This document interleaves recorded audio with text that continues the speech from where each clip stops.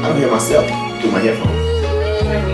Yes, man. Like, I feel real good about this right now. Pay attention, because you are now listening to Permission to Speak Freely.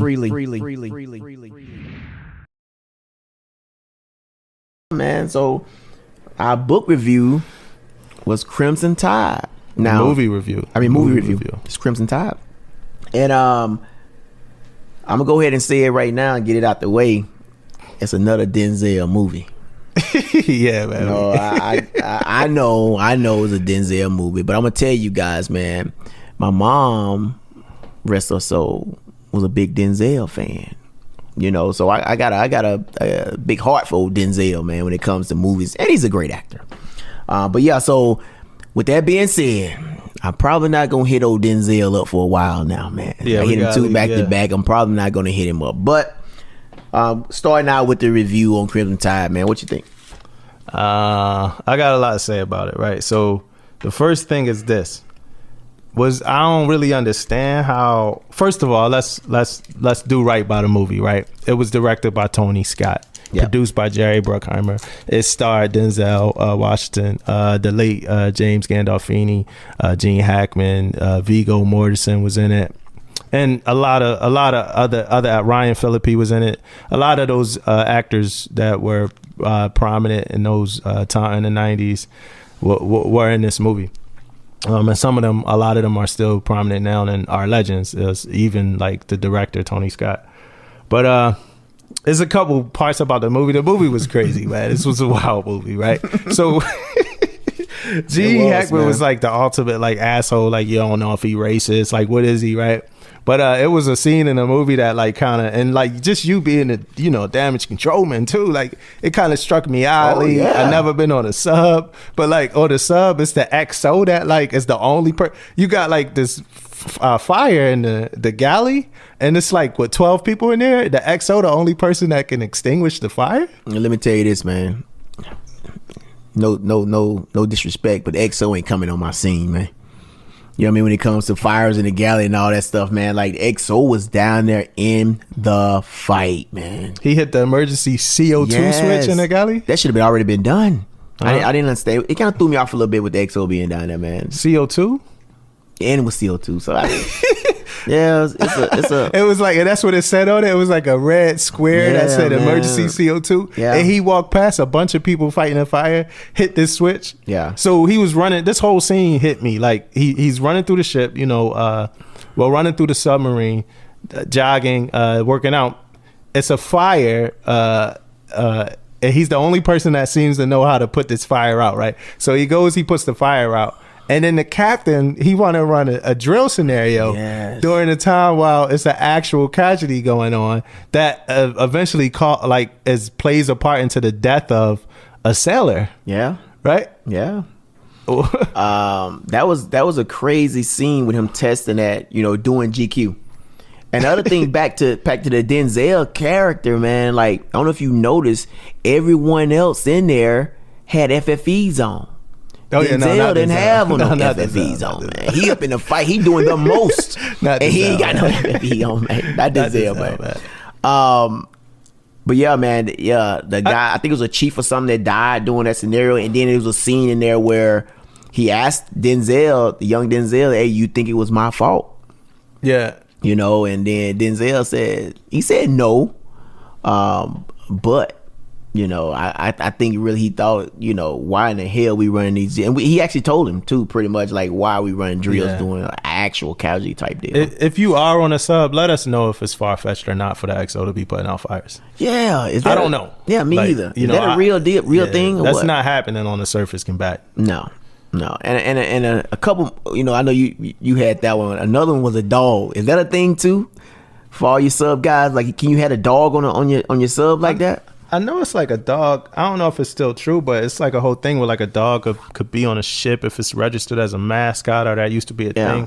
I don't know how true that is now, but I remember taking my dog to my command. I remember on one ship they had an actual goat was a mascot. Yeah, and the goat was like everywhere. It was when I was in, was it Hawaii or somewhere I was at, and the goat was everywhere. We had a function with them. We was actually, you know, part of when we did you know, the initiation. So it was all part of it.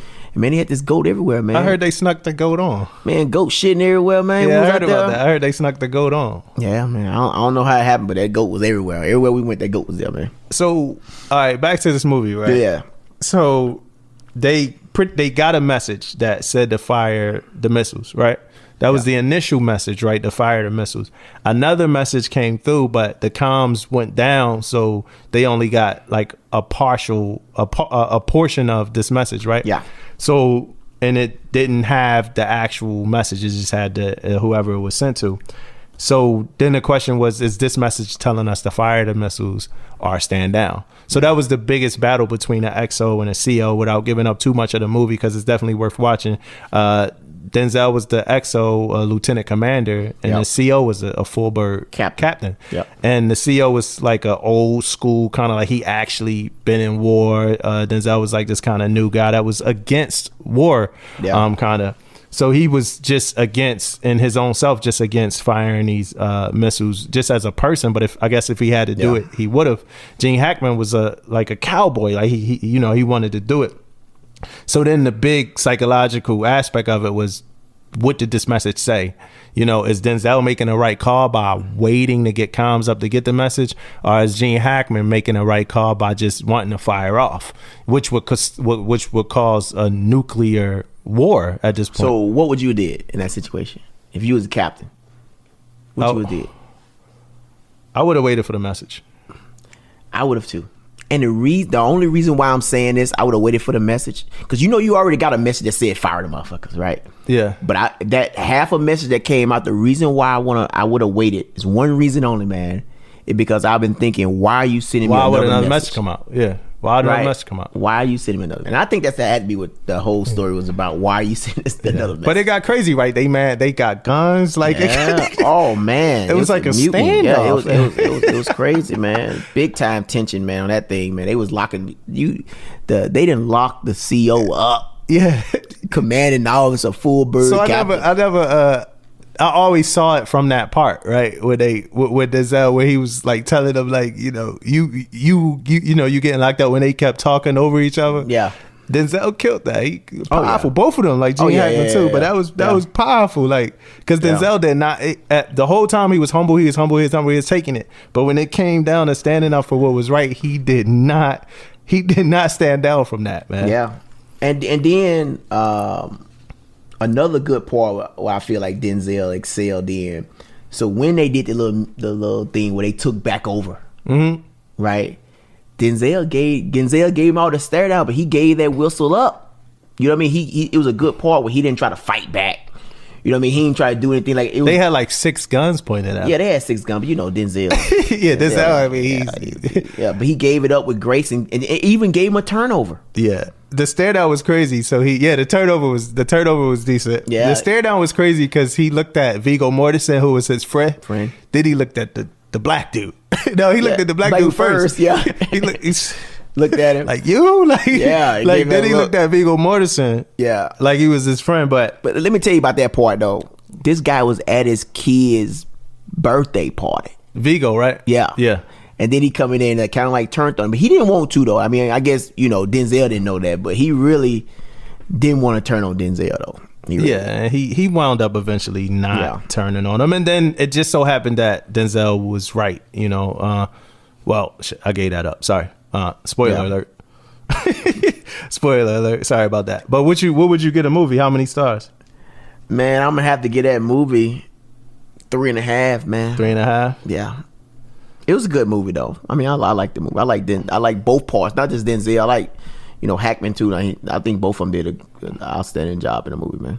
Yeah, I'm gonna go ahead. I don't do the halves, so I'm gonna go ahead and give it a 3. Okay. I probably will do a half one of these days, to be honest, but I'm gonna go ahead and give it a 3. A hot 3.